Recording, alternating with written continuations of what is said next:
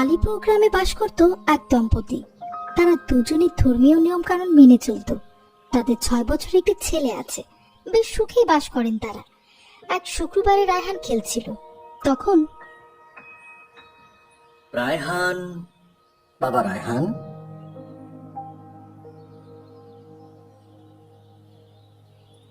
আসসালামু আলাইকুম বাবা। ওয়ালাইকুম আসসালাম। আমাকে ডেকেছিলেন? হ্যাঁ, আজ তো শুক্রবার, তুমি নামাজে যাবে না?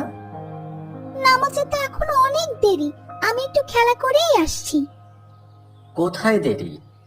খুতবা শুরু হয়ে যাচ্ছে, আর তুমি তো এখনো গোসলও করনি। গোসল পরে করব বাবা, এখন একটু খেলি। না বাবা, যখন যে কাজ তখন সেটা করতে হয়। এখন তুমি গোসল করে পবিত্র হয়ে নামাজ পড়তে যাবে। বাবা, পবিত্র কি? পবিত্র মানে পরিষ্কার থাকা, শরীরে যেন ময়লা আবর্জনা কিংবা হারাম কিছু লেগে না থাকে, তাই আমাদের পবিত্র থাকতে হয়। কারণ পবিত্র না থাকলে আমাদের কোনো আমলই কবুল হয় না। এজন্যই তো বলে পবিত্রতা ঈমানের অঙ্গ। আচ্ছা বাবা, বুঝতে পেরেছি, আমি এখন গোসল করে আসছি। এরপর রায়হান গোসল করতে চায়।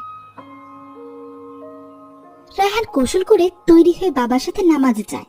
কিছুক্ষণ পর নামাজ শুরু হয়, কিন্তু রায়হান নামাজ না পড়ে অন্য বাচ্চাদের সাথে এদিক সেদিক দৌড়াদৌড়ি করতে থাকে।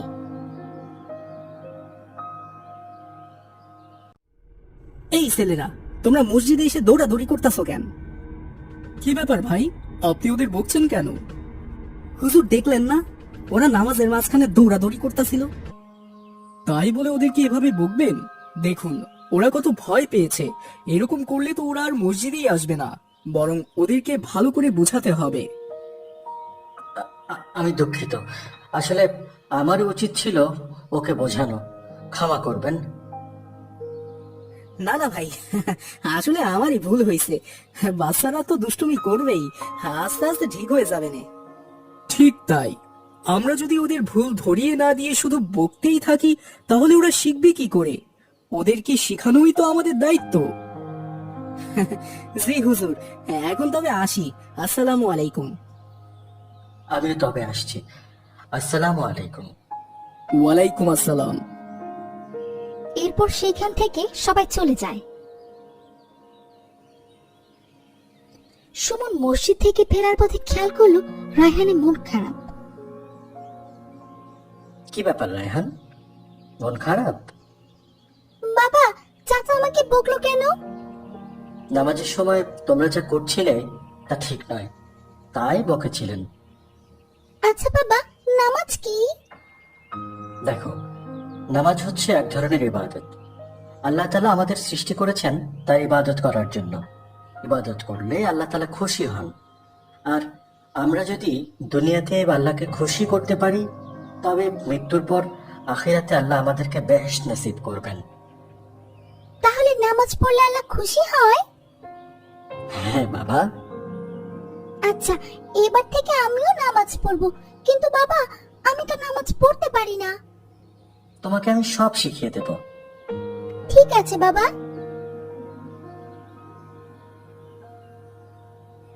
নামাজ থেকে এসে রায়হান তার মা বাবার সাথে খেতে বসে, কিন্তু তখন সুমন দেখে রায়হান তাড়াহুড়া করে হাত না ধুয়ে খেতে বসে গেছে। রায়হান, তুমি কি হাত ধুয়েছ? না বাবা, দেখো আমার হাতে তো কোনো ময়লা নেই। আছে বাবা, সেগুলো হয়তো তুমি খালি চোখে দেখছো না। খাওয়ার সময় সেগুলো পেটে গিয়ে অসুখ করতে পারে, তাই খাওয়ার আগে সব সময় 2 হাত ভালো করে ধুয়ে নেবে। আচ্ছা বাবা, আমি হাত ধুয়ে আসছি।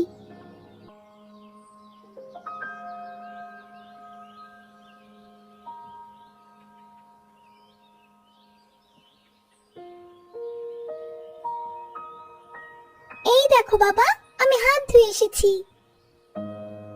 মাশাআল্লাহ মাশাআল্লাহ। এবার খাবার দোয়াটি পড়ে নাও। সেটা আবার কি? খাবার শুরুতে বিসমিল্লাহি ওয়া আলা বারাকাতিল্লাহ এই দোয়াটি পড়তে হয়। আর খাবার শেষ হয়ে গেলে আলহামদুলিল্লাহ বলে আল্লাহর কাছে শুকরিয়া আদায় করতে হয়। আচ্ছা বাবা। দুপুরে খাওয়ার পর একটু বিশ্রাম নিয়েই সুমন তার কাজে চলে যায়। সেখান থেকে ফিরতে ফিরতে মাগরিবের আজানের সময় হয়ে যায়। সুমন এসে দেখে তখনও সে খেলছে।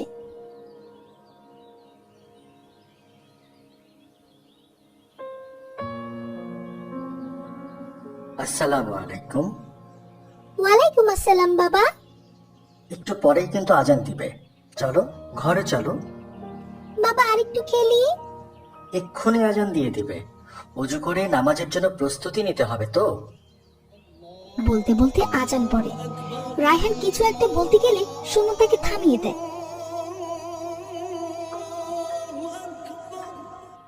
আজান শেষ হওয়ার পর আজানের সময় কোনো কথা বলতে নেই, বরং আজানের সাথে সাথে জবাব দিতে হয়। জবাব কিভাবে দিবে বাবা? যিনি আজান দিচ্ছেন তাকে মুয়াজ্জিন বলে। মুয়াজ্জিন আজানে যা বলবে তাই তোমাকে বলতে হবে, শুধু দুটো লাইন পাতে।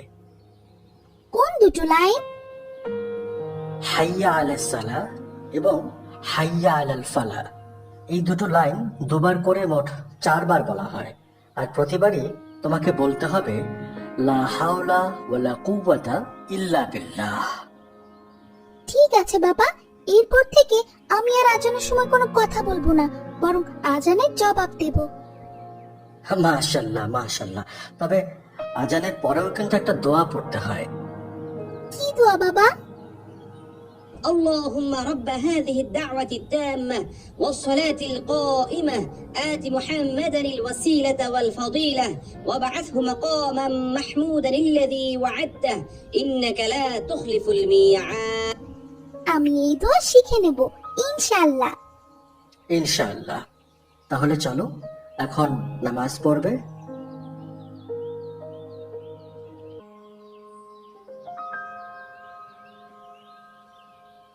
সুমন রায়হানকে নিয়ে অজু ঘরে যায় অজু করার জন্য। সেখানে রায়হানের ভুলগুলো সুমনের চোখে পড়ে। রায়হান, তোমার অজু তো হচ্ছে না বাবা। তাহলে কিভাবে করব? আচ্ছা, প্রথমে মনে মনে নিয়ত করে বিসমিল্লাহ পড়ো। বিসমিল্লাহ। এবার 2 হাতের কবজি পর্যন্ত ধুয়ে ফেলো। প্রথমে ডান হাত, তারপর বাম হাত।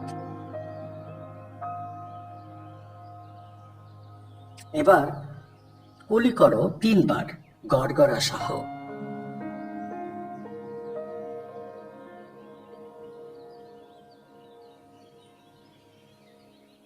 এরপর ডান হাতে পানি নিয়ে নাকের গোড়ায় লাগিয়ে দাও এবং তা বাম হাতে টেনে ঝেড়ে ফেলে দাও।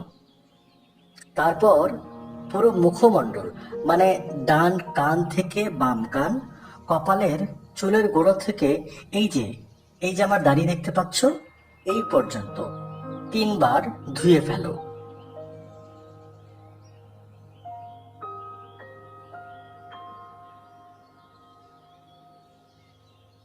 তারপর 3 বার করে 2 হাতের আঙুলের ডগা থেকে কনুই পর্যন্ত ধুয়ে নিতে হবে।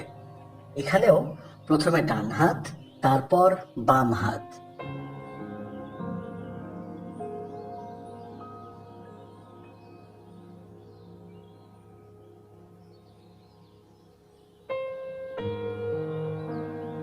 এরপর 2 হাত ভিজিয়ে 2 হাতের আঙুল মুখোমুখি রেখে চুল গজাবার জায়গা থেকে শুরু করে মাথার শেষ পর্যন্ত নিয়ে আবার সামনে আনতে হবে।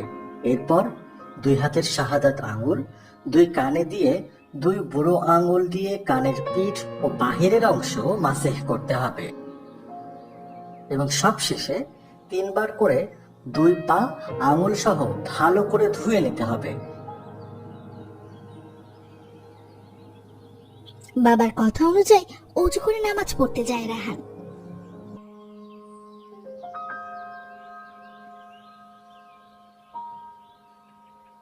বলো তো বাবা, আমাদের প্রতিদিনের কয় ওয়াক্তের নামাজ পড়তে হয়? জানি না বাবা। 5 ওয়াক্ত। ফজর, জোহর, আসর, মাগরিব ও এশা। ফজর, জোহর, আসর, মাগরিব ও এশা। মাশাআল্লাহ। এবার বলো তো, আমরা কোন কোন ওয়াক্তের নামাজ পড়বো? মাগরিবের নামাজ, সন্ধ্যায় মাগরিবের আজান হয়, এটা আমি জানি। মাশাআল্লাহ মাশাআল্লাহ। আচ্ছা, এখন চলো, তবে মসজিদে গিয়ে কোনো দুষ্টুমি করবে না। ইমাম সাহেব যেভাবে নামাজ পড়বেন সেভাবেই নামাজ পড়বে। পরে আমরা বাসায় গিয়ে আমি তোমাকে সব দোয়া শিখিয়ে দেব এবং মাসালাগুলোও দেখিয়ে দেব। আচ্ছা বাবা।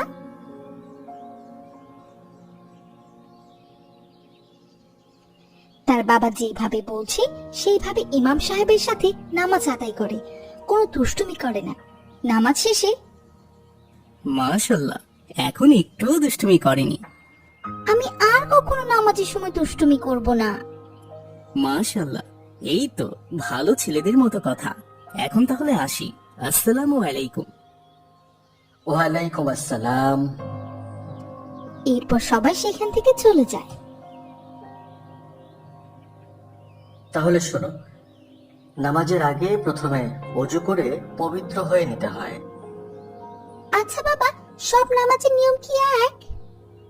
না, সব এক না, তবে বেশিরভাগই এক।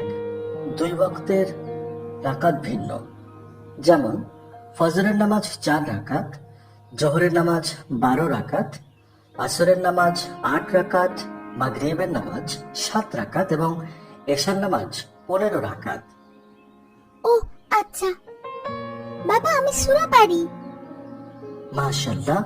সূরা ফাতিহা তেলাওয়াত করো তো। রায়হান সূরা তেলাওয়াত করতে থাকে আর এইভাবে সুমনের কাছ থেকে নামাজ পড়ার সব নিয়ম কানুন শিখতে থাকে।